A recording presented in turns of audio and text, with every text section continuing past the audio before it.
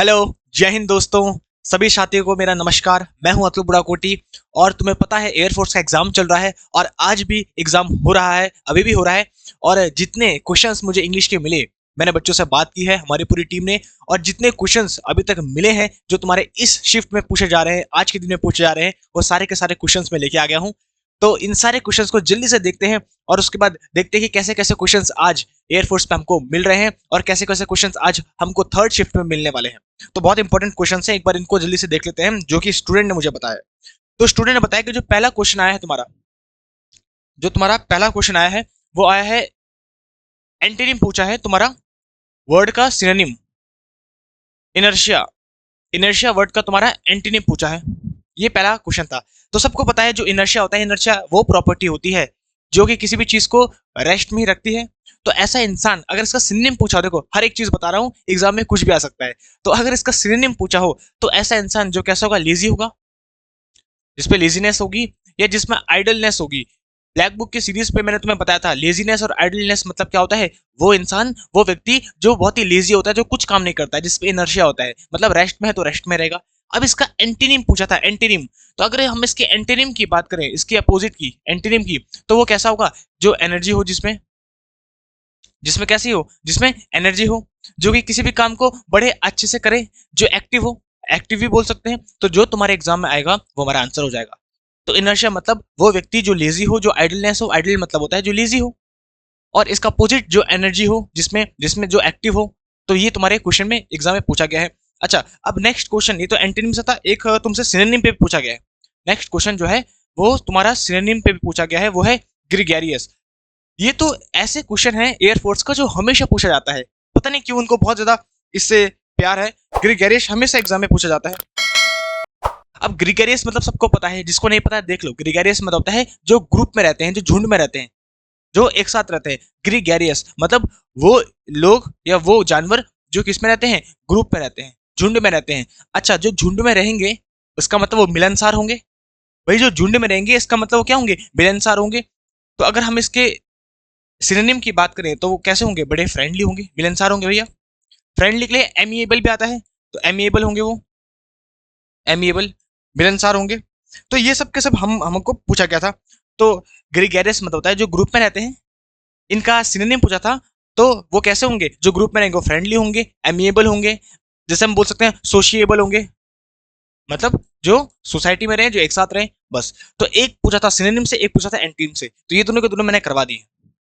चलो, अब जो नेक्स्ट क्वेश्चन तुमसे पूछा गया था, बच्चे बोल रहा था, वो तुम्हारा डायरेक्ट इनडायरेक्ट से पूछा था, डायरेक्ट इनडायरेक्ट से। और उसमें बोला था कि जो हमारी रिपोर्टिंग वर्ब थी वो भी पास्ट में थी, और जो हमारा अंदर की रिपोर्टेड स्पीच थी वो भी पास्ट में थी।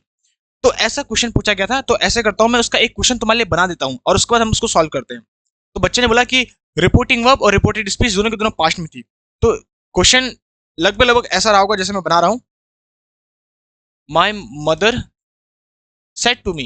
ये क्वेश्चन मैं तुम्हारे लिए बना रहा हूं, ऐसा क्वेश्चन वो था जैसे बच्चे ने बताया मुझको। I cooked food for you yesterday. लो, तो ये क्वेश्चन तुम्हारे एग्जाम में पूछा जा रहा है और अभी अभी पूछा गया था।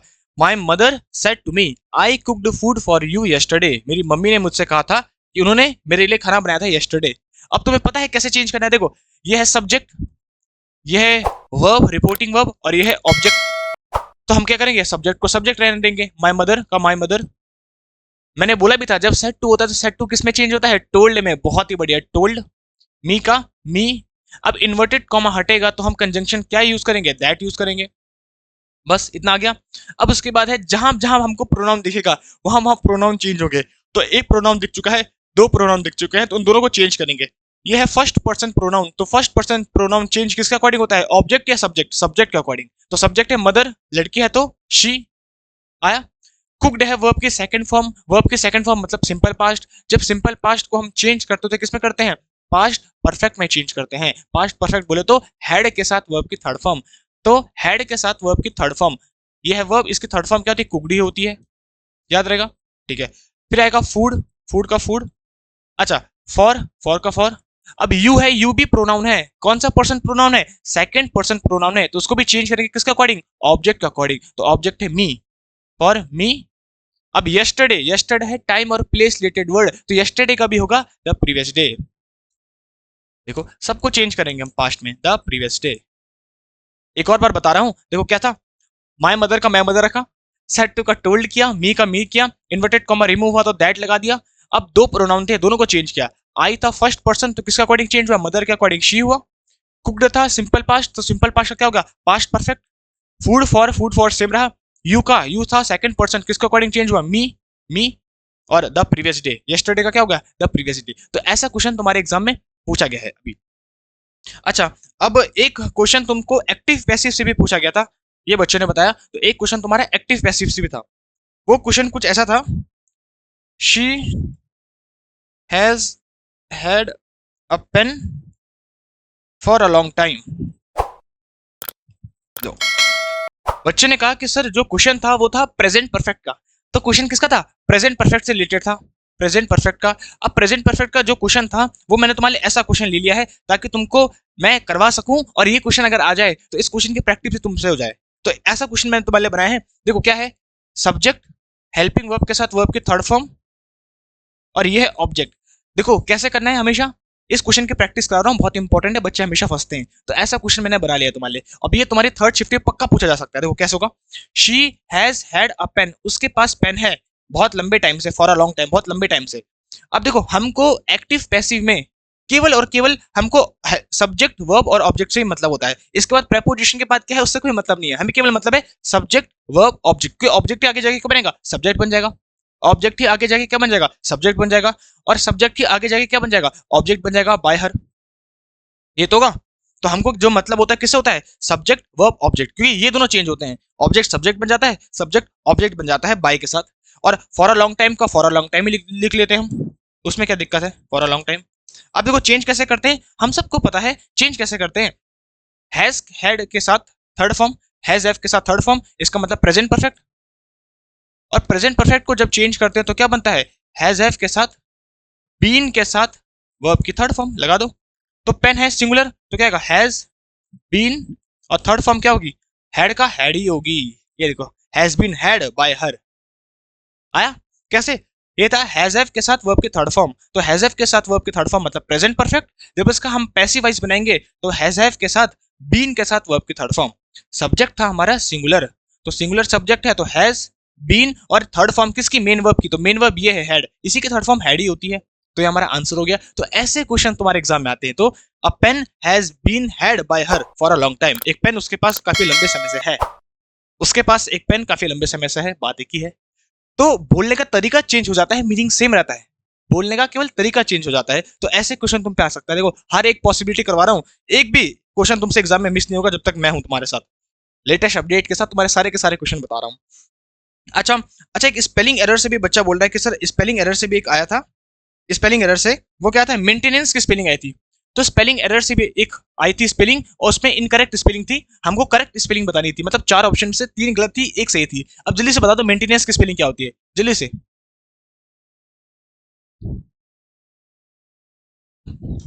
बताओ भाई, सही लिखा है, जल्दी से मुझे कमेंट करके बताओ सही लिखा है, मेंटेनेंस की स्पेलिंग क्या है वहां पे, क्या है, जल्दी से बता दो सही है।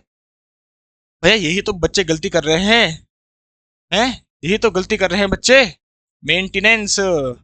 देख लो जल्दी से आगे फाड़ फाड़ के, सब के सब, बेटा गलत नहीं होना चाहिए इस बार, मुझे चाहिए जॉब चाहिए मुझे, जल्दी से देखो। तो ये है मेंटेनेंस, मेंटेनेंस जो एन से एंड होता है, एंस वो होता है नाउन, और मेंटेनेंस एंस लगता है इसके पीछे, याद रहेगा। अच्छा, जो दूसरा क्वेश्चन बच्चे ने पूछा है वो है पैराजम्बल। अच्छा, पैराजम्बल से तुम्हारे कितने क्वेश्चन आते भाई, तुम्हारे पैराजम्बल से, पीजी से पैराजम्बल से दो क्वेश्चन आए थे, वो बच्चे ने बताया नहीं कौन कौन से दो क्वेश्चन थे। अच्छा, फिलर से तुम्हारे दो क्वेश्चन आए थे, फिलर से भी तुम्हारे दो क्वेश्चन आए थे, वो भी बच्चे ने बताया नहीं कौन सा था, लेकिन उसने ये बताया कि सर एक क्वेश्चन नो सुनर के साथ था, नो सुनर वाला। देखो कल की क्लास में मैंने तुम्हें बताया था नो सुनर का एक क्वेश्चन पक्का आ रहा है इस बार, तो जल्दी से इसको मैं तुम्हें कॉन्सेप्ट बता देता हूँ फिर से। देखो नो सुनर जो होता है उसके साथ जो पेयर बनता है वो पेयर बनता है देन का, और जो हार्डली, स्कारली, बेयरली, रेयरली, इन सब के साथ जो पेयर बनता है वो पेयर बनता है व्हेन का। तो इसको याद रखना, ये जो पेयर बनते हैं ये नो सूनर के साथ देन का पेयर बनता है और हार्डली, स्कार्सली, बेयरली, रेयरली, ना के बराबर इसके साथ व्हेन का पेयर बनता है। तो इससे क्वेश्चन वो बार बार पूछ रहा है। और मैंने तुम्हें कल की क्लास में बताया था कि जब भी कोई सेंटेंस नो सूनर और इनसे स्टार्ट हो, मैंने ये तुम्हें कल की क्लास में बताया था कि जब भी कोई, एक मिनट यहाँ पे इसको लिखता हूँ, चलो